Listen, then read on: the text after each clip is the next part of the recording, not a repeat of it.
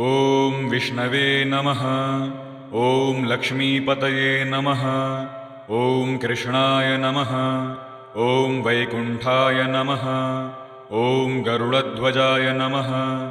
ॐ परब्रह्मणे नमः। ॐ जगन्नाथाय नमः। ॐ वासुदेवाय नमः। ॐ त्रिविक्रमाय नमः। ॐ दैत्यान्तकाय नमः। ॐ मधुरिपवे नमः। ॐ तारक्ष्यवाहनाय नमः। ॐ सनातनाय नमः। ॐ नारायणाय नमः। ॐ पद्मनाभाय नमः। ॐ ऋषिकेशाय नमः। ॐ सुधाप्रदाय नमः। ॐ माधवाय नमः। ॐ पुण्डरीकाक्षाय नमः। ॐ स्थितिकर्त्रे नमः। ॐ परात्पराय नमः। ॐ वनमालिने नमः। ॐ यज्ञरूपाय नमः। ॐ चक्रपाणये नमः। ॐ गदाधराय नमः। ॐ उपेन्द्राय नमः। ॐ केशवाय नमः। ॐ हंसाय नमः। ॐ समुद्रमथनाय नमः।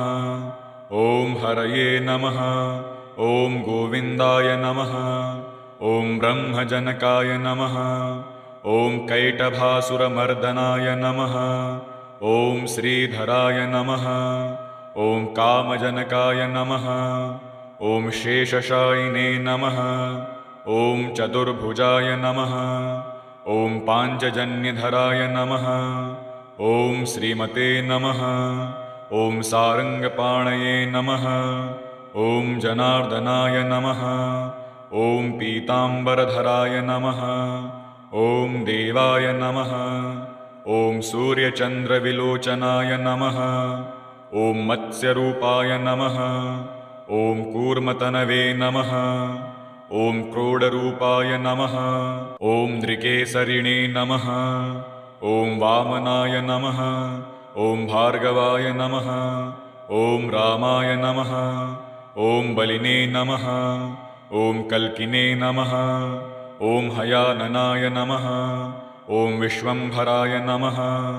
ॐ शिशुमाराय नमः। ॐ श्रीकराय नमः। ॐ कपिलाय नमः। ॐ ध्रुवाय नमः। ॐ दत्तत्रेयाय नमः। ॐ अच्युताय नमः। ॐ अनन्ताय नमः। ॐ मुकुन्दाय नमः। ॐ दधिवामनाय नमः। ॐ धन्वन्तरये नमः। ॐ श्रीनिवासाय नमः। ॐ पद्युम्नाय नमः। ॐ पुरुषोत्तमाय नमः। ॐ श्रीवत्कौस्तुभधराय नमः। ॐ मुरारातये नमः। ॐ अधोक्षजाय नमः। ॐ ऋषभाय नमः। ॐ मोहिनीरूपधारिणे नमः। ॐ सङ्कर्षणाय नमः।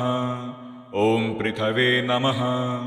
ॐ क्षीराब्धिशायिने नमः। ॐ भूतात्मने नमः। ॐ अनिरुद्धाय नमः। ॐ भक्तवत्सलाय नमः। ॐ नराय नमः। ॐ गजेन्द्रवरदाय नमः। ॐ त्रिधाम्ने नमः। ॐ भूतभावनाय नमः। ॐ श्वेतद्वीपसुवास्तव्याय नमः। ॐ सनकादिमुनिध्येयाय नमः। ॐ भगवते नमः। ॐ शङ्करप्रियाय नमः। ॐ नीलकान्ताय नमः। ॐ धराकान्ताय नमः। ॐ वेदात्मने नमः। ॐ वादरायणाय नमः।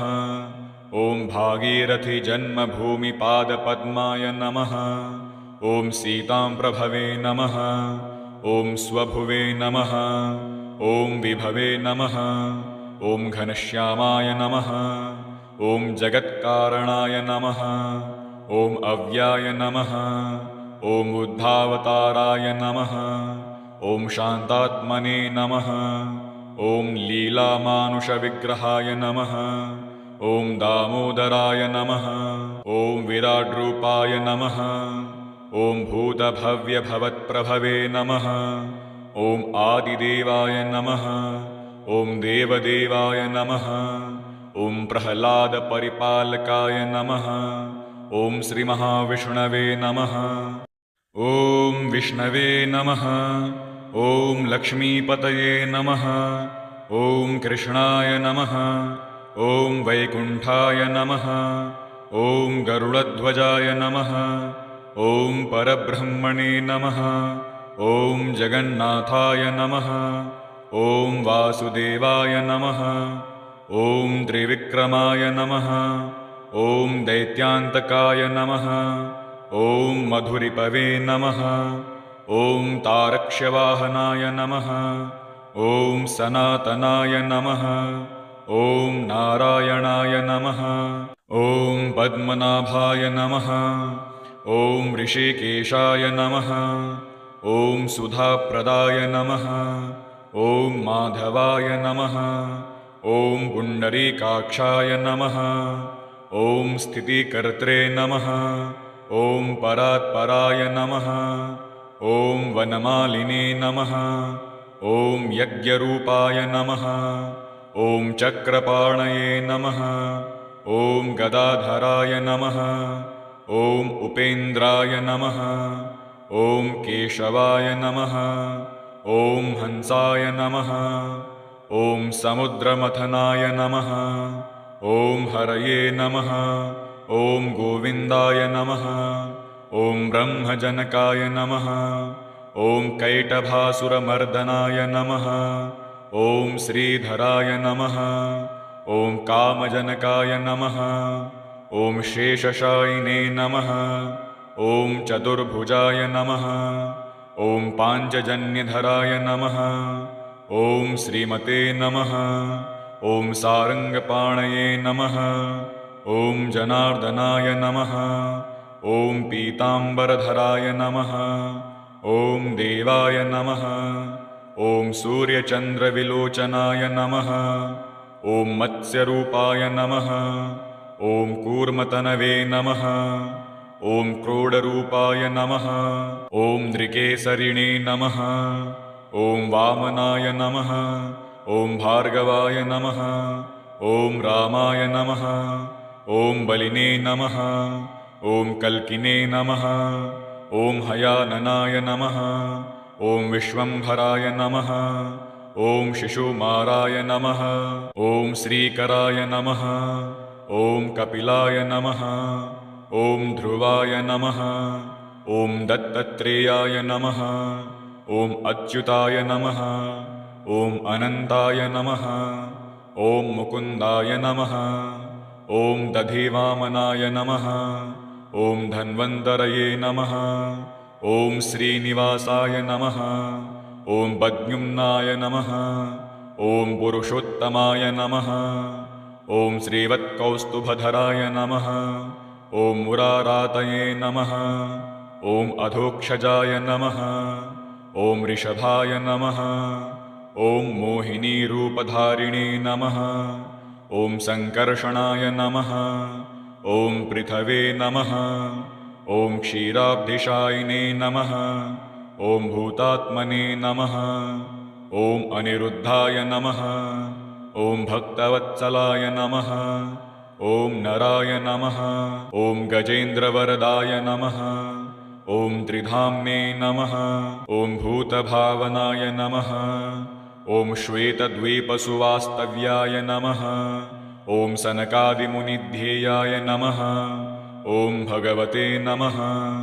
ॐ शङ्करप्रियाय नमः। ॐ नीलकान्ताय नमः। ॐ धराकान्ताय नमः। ॐ वेदात्मने नमः। ॐ वादरायणाय नमः। ॐ भागीरथि जन्मभूमिपादपद्माय नमः। ॐ सीताम्प्रभवे नमः। ॐ स्वभुवे नमः। ॐ विभवे नमः। ॐ घनश्यामाय नमः। ॐ जगत्कारणाय नमः। ॐ अव्याय नमः। ॐ बुद्धावताराय नमः। ॐ शान्तात्मने नमः। ॐ लीलामानुषविग्रहाय नमः। ॐ दामोदराय नमः। ॐ विराड्रूपाय नमः। ॐ भूतभव्यभवत्प्रभवे नमः। ॐ आदिदेवाय नमः। ॐ देवदेवाय नमः। ॐ प्रह्लादपरिपालकाय नमः। ॐ श्रीमहाविष्णवे नमः। ॐ विष्णवे नमः। ॐ लक्ष्मीपतये नमः। ॐ कृष्णाय नमः। ॐ वैकुण्ठाय नमः। ॐ गरुडध्वजाय नमः। ॐ परब्रह्मणे नमः। ॐ जगन्नाथाय नमः। ॐ वासुदेवाय नमः। ॐ त्रिविक्रमाय नमः। ॐ दैत्यान्तकाय नमः। ॐ मधुरिपवे नमः। ॐ तारक्ष्यवाहनाय नमः। ॐ सनातनाय नमः। ॐ नारायणाय नमः। ॐ पद्मनाभाय नमः। ॐ ऋषिकेशाय नमः। ॐ सुधाप्रदाय नमः। ॐ माधवाय नमः। ॐ पुण्डरीकाक्षाय नमः। ॐ स्थितिकर्त्रे नमः। ॐ परात्पराय नमः। ॐ वनमालिने नमः। ॐ यज्ञरूपाय नमः। ॐ चक्रपाणये नमः। ॐ गदाधराय नमः। ॐ उपेन्द्राय नमः। ॐ केशवाय नमः। ॐ हंसाय नमः। ॐ समुद्रमथनाय नमः। ॐ हरये नमः। ॐ गोविन्दाय नमः। ॐ ब्रह्मजनकाय नमः। ॐ कैटभासुरमर्दनाय नमः। ॐ श्रीधराय नमः। ॐ कामजनकाय नमः। ॐ शेषशायिने नमः। ॐ चतुर्भुजाय नमः। ॐ पाञ्चजन्यधराय नमः। ॐ श्रीमते नमः। ॐ सारङ्गपाणये नमः। ॐ जनार्दनाय नमः। ॐ पीताम्बरधराय नमः। ॐ देवाय नमः। ॐ सूर्यचन्द्रविलोचनाय नमः। ॐ मत्स्यरूपाय नमः। ॐ कूर्मतनवे नमः। ॐ क्रोडरूपाय नमः। ॐ नृकेसरिणे नमः। ॐ वामनाय नमः। ॐ भार्गवाय नमः। ॐ रामाय नमः। ॐ बलिने नमः। ॐ कल्किने नमः। ॐ हयाननाय नमः। ॐ विश्वम्भराय नमः। ॐ शिशुमाराय नमः। ॐ श्रीकराय नमः। ॐ कपिलाय नमः। ॐ ध्रुवाय नमः। ॐ दत्तत्रेयाय नमः। ॐ अच्युताय नमः। ॐ अनन्ताय नमः। ॐ मुकुन्दाय नमः। ॐ दधिवामनाय नमः। ॐ धन्वन्तरये नमः। ॐ श्रीनिवासाय नमः। ॐ पद्युम्नाय नमः। ॐ पुरुषोत्तमाय नमः। ॐ श्रीवत्कौस्तुभधराय नमः। ॐ मुरारातये नमः। ॐ अधोक्षजाय नमः। ॐ ऋषभाय नमः। ॐ मोहिनीरूपधारिणे नमः। ॐ सङ्कर्षणाय नमः। ॐ पृथवे नमः। ॐ क्षीराब्धिशायिने नमः। ॐ भूतात्मने नमः। ॐ अनिरुद्धाय नमः। ॐ भक्तवत्सलाय नमः। ॐ नराय नमः। ॐ गजेन्द्रवरदाय नमः। ॐ त्रिधाम्ने नमः। ॐ भूतभावनाय नमः। ॐ श्वेतद्वीपसुवास्तव्याय नमः। ॐ सनकादिमुनिध्येयाय नमः। ॐ भगवते नमः। ॐ शङ्करप्रियाय नमः। ॐ नीलकान्ताय नमः। ॐ धराकान्ताय नमः। ॐ वेदात्मने नमः। ॐ वादरायणाय नमः। ॐ भागीरथीजन्मभूमिपादपद्माय नमः। ॐ सीताम्प्रभवे नमः। ॐ स्वभुवे नमः।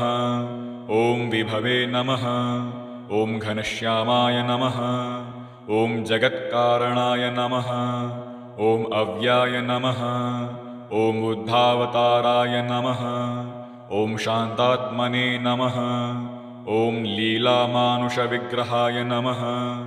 ॐ दामोदराय नमः। ॐ विराड्रूपाय नमः। ॐ भूतभव्यभवत्प्रभवे नमः। ॐ आदिदेवाय नमः। ॐ देवदेवाय नमः। ॐ प्रह्लादपरिपालकाय नमः। ॐ श्रीमहाविष्णवे नमः। ॐ विष्णवे नमः। ॐ लक्ष्मीपतये नमः। ॐ कृष्णाय नमः। ॐ वैकुण्ठाय नमः। ॐ गरुडध्वजाय नमः। ॐ परब्रह्मणे नमः। ॐ जगन्नाथाय नमः। ॐ वासुदेवाय नमः। ॐ त्रिविक्रमाय नमः। ॐ दैत्यान्तकाय नमः। ॐ मधुरिपवे नमः। ॐ तारक्ष्यवाहनाय नमः। ॐ सनातनाय नमः। ॐ नारायणाय नमः। ॐ पद्मनाभाय नमः। ॐ ऋषिकेशाय नमः। ॐ सुधाप्रदाय नमः। ॐ माधवाय नमः। ॐ पुण्डरीकाक्षाय नमः। ॐ स्थितिकर्त्रे नमः। ॐ परात्पराय नमः। ॐ वनमालिने नमः। ॐ यज्ञरूपाय नमः। ॐ चक्रपाणये नमः। ॐ गदाधराय नमः। ॐ उपेन्द्राय नमः। ॐ केशवाय नमः। ॐ हंसाय नमः। ॐ समुद्रमथनाय नमः। ॐ हरये नमः। ॐ गोविन्दाय नमः। ॐ ब्रह्मजनकाय नमः। ॐ कैटभासुरमर्दनाय नमः। ॐ श्रीधराय नमः। ॐ कामजनकाय नमः। ॐ शेषशायिने नमः। ॐ चतुर्भुजाय नमः। ॐ पाञ्चजन्यधराय नमः। ॐ श्रीमते नमः। ॐ सारङ्गपाणये नमः। ॐ जनार्दनाय नमः। ॐ पीताम्बरधराय नमः। ॐ देवाय नमः। ॐ सूर्यचन्द्रविलोचनाय नमः। ॐ मत्स्यरूपाय नमः। ॐ कूर्मतनवे नमः। ॐ क्रोडरूपाय नमः। ॐ नृकेसरिणे नमः। ॐ वामनाय नमः। ॐ भार्गवाय नमः। ॐ रामाय नमः। ॐ बलिने नमः। ॐ कल्किने नमः। ॐ हयाननाय नमः। ॐ विश्वम्भराय नमः। ॐ शिशुमाराय नमः। ॐ श्रीकराय नमः। ॐ कपिलाय नमः। ॐ ध्रुवाय नमः। ॐ दत्तत्रेयाय नमः। ॐ अच्युताय नमः। ॐ अनन्ताय नमः। ॐ मुकुन्दाय नमः। ॐ दधिवामनाय नमः। ॐ धन्वन्तरये नमः। ॐ श्रीनिवासाय नमः। ॐ पद्युम्नाय नमः। ॐ पुरुषोत्तमाय नमः। ॐ श्रीवत्कौस्तुभधराय नमः। ॐ मुरारातये नमः। ॐ अधोक्षजाय नमः। ॐ ऋषभाय नमः। ॐ मोहिनीरूपधारिणे नमः। ॐ सङ्कर्षणाय नमः। ॐ पृथवे नमः। ॐ क्षीराब्धिशायिने नमः। ॐ भूतात्मने नमः। ॐ अनिरुद्धाय नमः। ॐ भक्तवत्सलाय नमः। ॐ नराय नमः। ॐ गजेन्द्रवरदाय नमः। ॐ त्रिधाम्ने नमः। ॐ भूतभावनाय नमः। ॐ श्वेतद्वीपसुवास्तव्याय नमः। ॐ सनकादिमुनिध्येयाय नमः। ॐ भगवते नमः। ॐ शङ्करप्रियाय नमः। ॐ नीलकान्ताय नमः। ॐ धराकान्ताय नमः।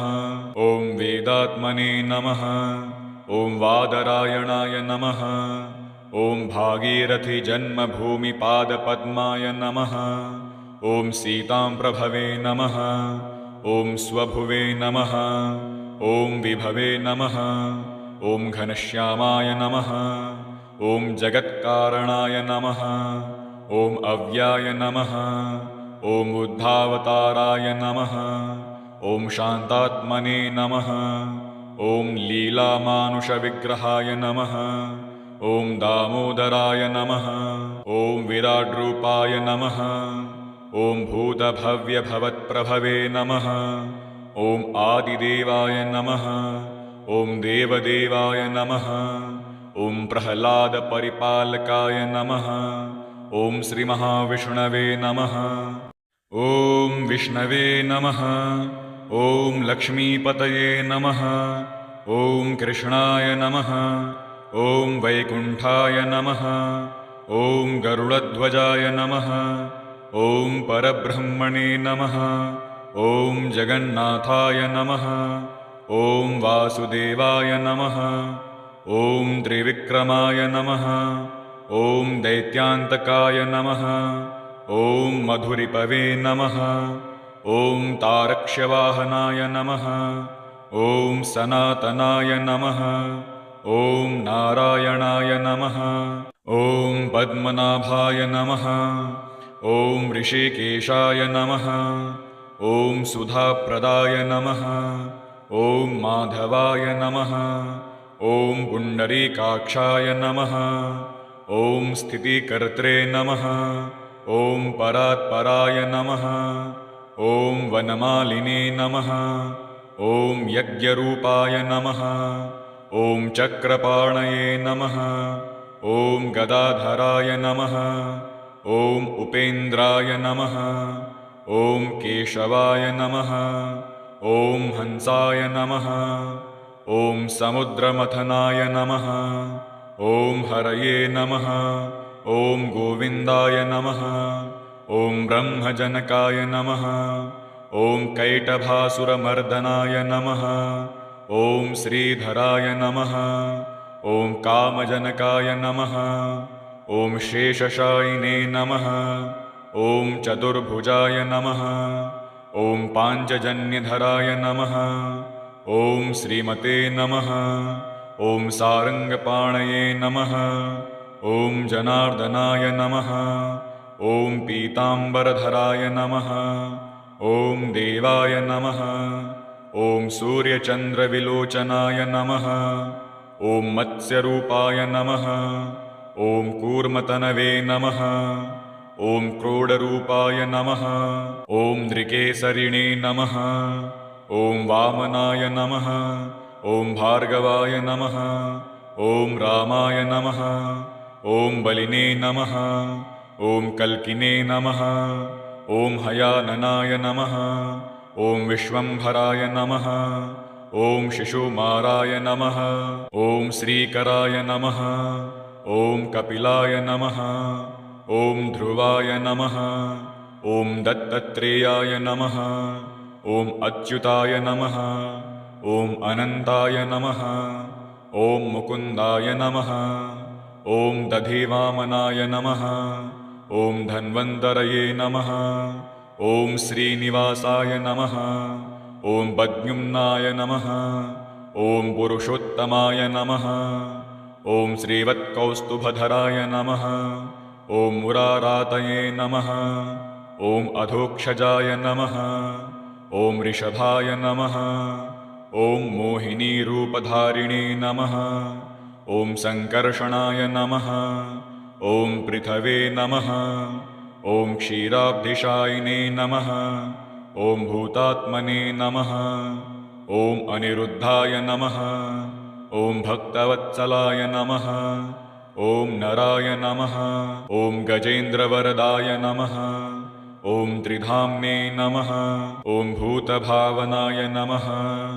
ॐ श्वेतद्वीपसुवास्तव्याय नमः ॐ सनकादिमुनिध्येयाय नमः ॐ भगवते नमः ॐ शङ्करप्रियाय नमः ॐ नीलकान्ताय नमः ॐ धराकान्ताय नमः ॐ वेदात्मने नमः ॐ वादरायणाय नमः ॐ भागीरथीजन्मभूमिपादपद्माय नमः ॐ सीताम्प्रभवे नमः ॐ स्वभुवे नमः ॐ विभवे नमः ॐ घनश्यामाय नमः ॐ जगत्कारणाय नमः ॐ अव्याय नमः ॐ बुद्धावताराय नमः ॐ शान्तात्मने नमः ॐ लीलामानुषविग्रहाय नमः ॐ दामोदराय नमः ॐ विराड्रूपाय नमः ॐ भूतभव्यभवत्प्रभवे नमः। ॐ आदिदेवाय नमः। ॐ देवदेवाय नमः। ॐ प्रह्लादपरिपालकाय नमः। ॐ श्रीमहाविष्णवे नमः।